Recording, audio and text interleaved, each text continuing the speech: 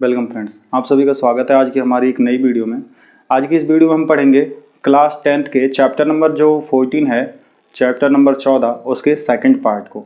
इससे पहले वाले भाग में हमने जाना है कि माध्य क्या होता है, माध्य कितने प्रकार का होता है और माध्य को कैसे हल किया जाता है, तो हमने उसको जान चुके हैं हम। तो आइए अब हम दूसरे पार्ट की शुरुआत करते हैं। दूसरे भाग में अब हम जानेंगे कि बहुलक क्या होता है और इसके बाद हम जानेंगे कि माध्यक क्या होता है। तो सबसे पहले देखिएगा कि बहुलक किसे कहते हैं। दिए गए प्रेक्षण में वह मान जो सबसे अधिक बार आता है। यदि जो हमें परीक्षण दिए जाते हैं, जो प्रेक्षण या फिर जो संख्याएं हमें दी जाती हैं, उनमें जो मान सबसे अधिक बार आता है ना, उसे बहुलक कहते हैं। या फिर हम कह सकते हैं जिस प्रेक्षण की बारंबारता सबसे अधिक होती है उसे बहुलक कहा जाता है।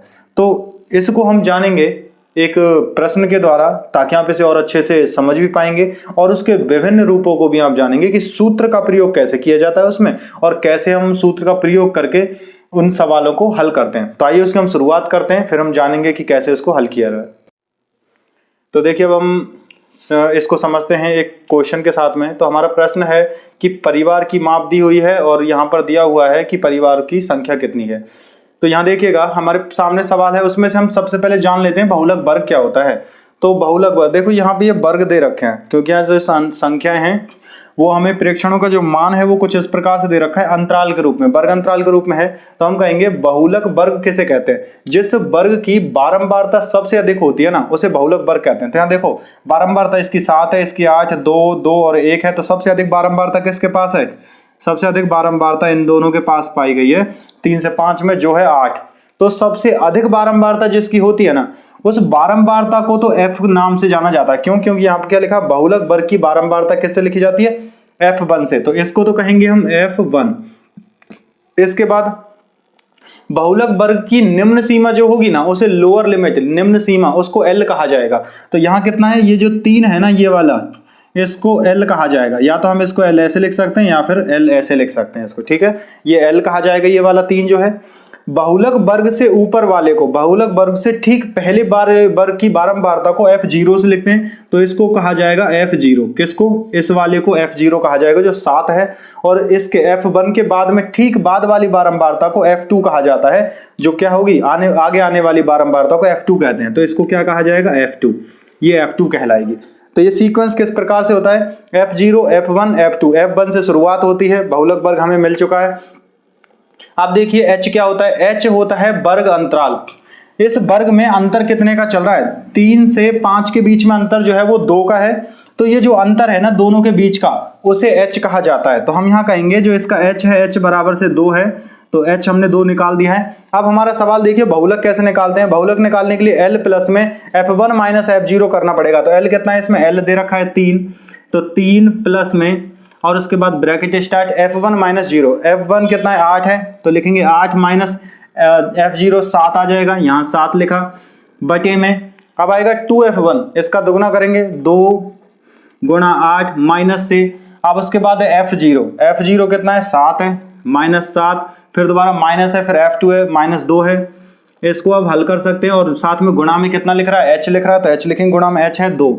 अब इसको हल कर सकते हैं हम, 8 में से 7 घटाने पर 1 बचेगा, तो यहाँ लिखेंगे हम 3 प्लस में, देखिए 1 बटे, अब यहाँ ध्यान से समझिएगा, 8 गुणा 2 करेंगे, क्योंकि बोर्ड मास का नियम क्या कहता है, पहले गुणा होता है, उसके बाद जोड़ घटा बाद में होते हैं। अगर भाग पहले होता तो हम पहले भाग करते।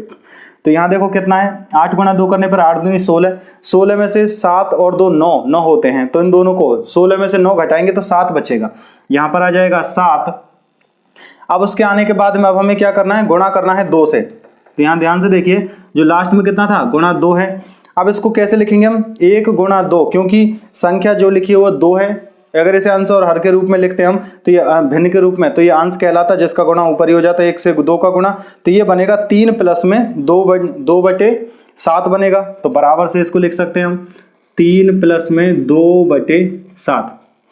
अब इसके बाद इसका हम भाग कर सकते हैं, तो ये बनेगा 3 प्लस में 2 से इसमें भाग देते हैं, 2 से एक बार भाग नहीं जाएगा, तो पहले आएगा 0, फिर पॉइंट लगा देंगे, फिर 2 से भाग जाता है 2 बार, 7 दूनी 14, फिर 14 के बाद में 6 बचेगा, 6 में 0 लगाने पर 60 होगा, 60 के बाद में फिर अगर आप चाहें तो ये भाग भी देकर देख सकते हो, जैसे कि 7 से हम 2 में भाग कैसे देते हैं, 2 में भाग देंगे, पहले पॉइंट लगा देंगे 0, ये 20 हो जाएगा, 2 से भाग देंगे, 7 दूनी 14 आ जाता है, 6 बार, अब 6 बचेगा, 6 के बाद फिर 0 बढ़ा देंगे यहाँ पर, 7 से 8 बाद 7 8 56, 56 आ गया, 4 बचेगा।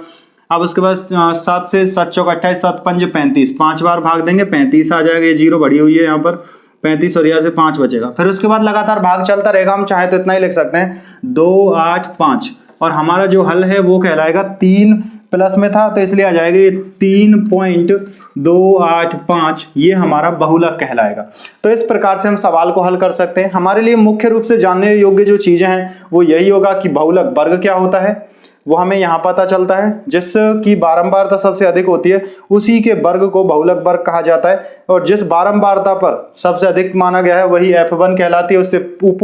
उससे ऊपर वाली बारंबारता को F0, उसके बाद वाली बारंबारता को F2 कहा जाता है।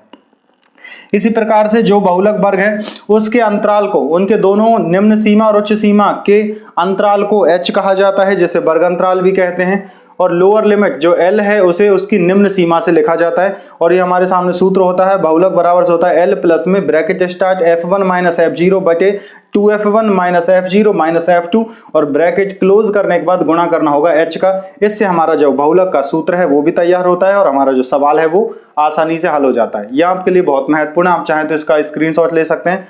तो अब इसके बाद हम आगे बढ़ेंगे हमारे अगले पॉइंट पर, तो आइए से हम शुरू करते हैं। तो आइए देखिए, अब हम बात करते हैं माध्यक की। तो माध्यक क्या होता है कि जो हमें प्रेक्षण दिए रहे होते हैं, जो सवाल हमें दे रखा है उसमें आंकड़े होते हैं हमारे सामने, आंकड़ों को प्रेक्षण कहते हैं। तो सभी प्रेक्षणों को आरोही क्रम में लिखने के बाद, पहले उनको आरोही क्रम में लिखेंगे, तो आरोही क्रम में लिखने के बाद मध्य में आने वाले प्रेक्षण को माध्यक कहा जाता है। ये तब होता है, मध्य में तो तभी आएगा ना जब प्रेक्षण सभी विषम होंगे। तो यदि प्रेक्षण विषम संख्या में है, विषम है, तो माध्यक n+1/2 होता है। n+1/2 वे प्रेक्षण का मान होता है। और ये n कहाँ से निकलेगा कि वहां पर CF जो संचयी बारंबारता है उससे हमें पता चलता है। और CF कैसे निकालते हैं, जो बारंबारता होती है ना उसमें लगातार उनको जोड़कर, जैसे कि 6 दे रखा है, 6 में अगली बारंबारता को इसमें जोड़ेंगे तो अगली CF जो है संचयी बारंबारता कैसे बनती है, 6 + 20 करके 26 आएगा। फिर उससे अगले को 26 + 24 करेंगे 50 आएगा। फिर 50 में 28 जोड़ेंगे फिर 78 आएगा। इस प्रकार से संचयी बारंबारता निकाली जाती है और अंत में जाकर हमें पता चलता है कि इसका n कितना है। तो इन सब का जो योग आता है अंत में वो क्या होगा, यहाँ F के योग के बराबर भी होता है, इसी को n कहा जाता है। तो देखो, यदि प्रेक्षण सम है तो माध्यक कब निकलता है, n/2 वे तथा n/2+1 वे प्रेक्षण के मानों का जो औसत होगा ना उससे निकलेगा। अब यहाँ देखो ध्यान से, सवाल है हमारे पास में एक, इस सवाल में क्या दे रखा है कि प्राप्तांक दे रखे हैं 20 है, 25 तक है, 28 तक है, 29 तक, 33, 38, 42 और 43 तक के हैं। तो इनके लिए विद्यार्थियों की संख्या यहाँ दे रखी थी और संचयी बारंबारता हमने निकाल दी है। अब इसके बाद हमें ये पता लगाना है कि यहाँ इसका जो माध्यक है वो क्या निकलेगा। तो माध्यक के लिए ध्यान से देखें, जो n है, n बराबर से तो 100 आ गया, जो क्या है हम यहाँ लिख सकते हैं ये एक सम संख्या है। सम संख्या तो हमें क्या चाहिए होगा, अब सम संख्या होने की वजह से हमें आवश्यकता होगी कि n/2 वे तथा n/2+1 वे प्रेक्षण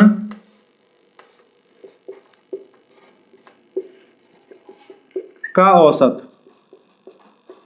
तो अब हमें इनका औसत चाहिए। अब औसत कैसे निकालेंगे, देखो ध्यान से। अब सबसे पहले n दे रखा है 100, तो n/2 निकालेंगे तो 100/2 बराबर से कितना आता है 50, और n/2+1 करेंगे तो 50, अब दूसरा आता है 51। तो 50वां और 51वां प्रेक्षण हमें कहाँ मिलेगा, देखो ध्यान से। तो 50वां CF में देखो कहाँ है, 50 जो है वो हमें यहाँ मिला है। तो इसमें अगर ये 50 यहाँ संख्या में नहीं होता तो हमें देखना पड़ता 50 किसके अंदर आता है। यहाँ देखो ये लिखा हुआ है, यहाँ तो 6 तक की संख्या है, यहाँ है 26 तक, यहाँ 50 तक की और यहाँ 78। तो 50 तक की तो इसके अंदर आती हैं और 50 के बाद वाली 78 के अंदर आती हैं। तो हमें इसकी आवश्यकता होगी, इसे कहा जाएगा ये वह मान है जो 50वें के लिए है और ये वाला वो मान है जो 51वें के लिए दिया हुआ है। तो हम क्या करेंगे, इन दोनों का औसत निकालेंगे तो कितना आएगा, पहले तो 28 है 50वें के लिए और उसके लिए कितना है 29, दोनों को आधा करके दोनों को जोड़ेंगे और उनका आधा कर देंगे। तो 28 दूनी 56, या फिर हम इस प्रकार से कह सकते हैं कि यहाँ पर इसमें भी 28 और इसमें भी 28 है, 56 और एक 57 हो जाएगा। तो इसमें हम लिख सकते हैं बराबर से 57/2 जो बराबर आता है 28.5 के। तो इस प्रकार हम कह सकते हैं कि जो इसका माध्यक है वो कितना होने वाला है, 28.5 जो है वो इसका माध्यक होगा। इस प्रकार से हम इसका प्रयोग करते हैं। संचयी बारंबारता के आधार पर इन सवालों को पूरा तो किया जाता है, लेकिन माध्यक में दो भिन्न प्रकार के सवाल और बनते हैं। ये सवाल तो था कि यहां तक की संख्या दी हुई है, लेकिन कई बार सवाल ऐसा आता है जो कम के लिए और अधिक के लिए संचयी बारंबारता तैयार करवाता है, और सवाल हमारे प्रेक्षण जो है वो कम के लिए और अधिक के लिए होते हैं। तो आइए हम उनको भी जान लेते हैं कि कैसे कम वाले जो सवाल होंगे उन्हें पूरा किया जाएगा और कैसे अधिक वाले सवाल पूरे किए जाएंगे और किस प्रकार का सूत्र उनके लिए उपयोगी होता है। तो देखिए अब हम बात करते हैं हमारे अगले पॉइंट की, वो है माध्यक लेकिन कम प्रकार का। जब इस प्रकार का माध्यक दिया जाता है तो कैसे उसे हल करते हैं। तो इसमें सवाल है, ऊंचाई दे रखी है, वर्गंतराल हमारे पास में हमने निकाला है उसे, तो ऊंचाई है 140 से कम, 145 से कम, तो ये कम के रूप में दी हुई है। तो सबसे पहले क्या करेंगे, इससे हम वर्गंतराल बनाएंगे क्योंकि हमें इसकी आवश्यकता होती है।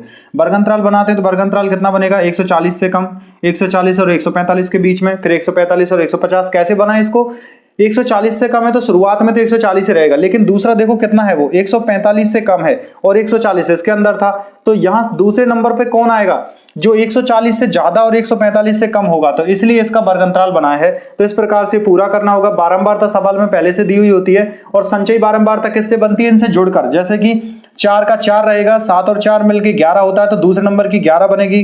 11 में 18 जोड़ेंगे 29 आएगा, 29 में 11 जोड़ेंगे 40 आएगा, 40 में 6 जोड़ने पर 46 और 46 में 5 जोड़ने पर 51। तो इस प्रकार से ये संचयी बारंबारता आती है, और इसका योग भी जो है वो 51 ही रहता है। तो हमारे n का मान तो 51 है। अब हम माध्यक कैसे निकालेंगे, तो माध्यक निकालने के लिए क्या करना होता है हमें, अगर ये दिया हुआ है तो इसके आधार पर हम जानेंगे कि n का मान कितना आ रहा है। तो n देखो, n बराबर से तो आ गया 51। अब 51/2 करने पर हमें कितना प्राप्त होगा, हमें प्राप्त होता है 25.5। अब 25.5 हम देखते हैं कहां मिलेगा। 25.5 जो है हमें वो कहां मिल रहा है, यहां पर संचयी बारंबारता में यहां आता है 25.5, जो किसके अंदर है, इस संख्याओं के अंदर दिया हुआ है। तो इसका प्रयोग करके अब हमें सवाल को पूरा करना होगा। तो देखो सवाल का सूत्र क्या है, माध्यक निकाला जाता है L प्लस में n/2 प्लस में CF/F होगा, और बाहर H से गुणा करना पड़ेगा। इसमें सभी चीजों के बारे में हमने लिखा भी है। L जो है वो निम्न सीमा होती है किसकी, उस वर्गंतराल की जो CF में लिया गया है। तो अब इसमें 145 से 150 जो है, 145 इसकी निम्न सीमा है, इसको प्रयोग हम लाएंगे हम। n क्या होता है, f का योग। n कहां से निकला, n हमारे सामने है, जो CF हो सकता है, या फिर यहां से CF का अंतिम पॉइंट देख सकते हैं, या फिर f का योग कर सकते हैं। बारंबारता जो है, f को फ्रीक्वेंसी, इसको बारंबारता f से भी लिखा जाता है। अब उसके बाद में आगे बढ़ते हैं। CF क्या होते हैं, माध्यक वर्ग से पहले की CF जो होती है। तो माध्यक वर्ग से पहले जो ये 11 आ रहा है ना, यही हमारा CF कहलाएगा पहले। तो CF तो इसको काम मिलेंगे CF की जगह पर। F क्या होता है, माध्यक वर्ग की बारंबारता कितनी है, 18, उसको काम मिलेंगे। H माप कितनी है, माप कितने अंदर है, इसके बीच में अंतराल कितने का है, 5 का, तो H इसकी 5 कहलाएगी। अब सूत्र के साथ आधार पर इस सवाल को हल करते हैं। L का मान 145 होता है, प्लस में n/2 कितना निकल के आ रहा है, 25.5 है यहाँ पर, तो इसको लिख लेंगे।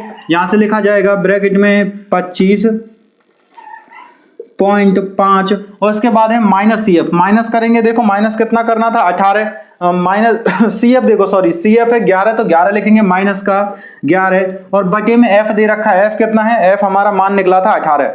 अब 18 इसमें हम लिख लेंगे, यहां से आ जाएगा ये 18, और गुणा करना था हमें 5 का। अब इसको हल कर लेते हैं। देखो 145 आ जाएगा पहले, तो 145 प्लस में अब 25.5 माइनस 11 करना है, इसको हम घटा लेंगे। तो यहां से पहले 0.5 तो बचेगा ही हमारे पास में, यहां से बचेगा 4 और ये बचेगा 1, ये 14.5 बचे, और ये हो जाएगा यहां से 18। गुणा करना था 5 का, ये यहां आ जाएगा। अब इन सब का गुणा हम एक साथ में कर सकते हैं। गुणा करने के बाद में हम इसमें बाद में 145 को, तो अब इसके बाद में हम क्या करेंगे, इसका गुणा कर देंगे, ये आ जाएगा 145, और प्लस में जब इसका गुणा करेंगे तब इसका गुणा करने के बाद में हमें प्राप्त हो जाएगा यहाँ पर 72.5, और बटे 18 है हमारे पास। इससे इसमें भाग देंगे, और भाग देकर जब आप इसे पूरा करोगे तो ये आपको प्राप्त होगा 145 पहले तो, और फिर प्लस में लगभग इसका मान होगा 18 दूनी 36, 18 चौक 72, 4 पॉइंट, और उसके बाद लगभग 0.3 के आसपास होगा। सबको एक साथ जोड़ सकते हैं, ये आएगा 1 4 और ये 5 9 हो जाएंगे, यहाँ से 9 और पॉइंट में 0.3। तो इस प्रकार से हमारे पास में यहाँ पर यह है जो माध्यक है वो हमें निकल चुका है। तो इस प्रकार से सवाल में हम मान रखते ही सवाल को पूरा कर सकते हैं। बस हमें सूत्र के लिए इन चीजों की आवश्यकता होती है, जिसमें हमें क्या निकालना होगा। सबसे पहले जो हमें प्रेक्षण दे रखे हैं उनके आधार पर वर्गांतराल बनाना है। वर्गांतराल से हमें संचयी बारंबारता निकालनी है। n का मान सबसे पहले निकालना, उसी से आगे का सवाल पूरा होगा।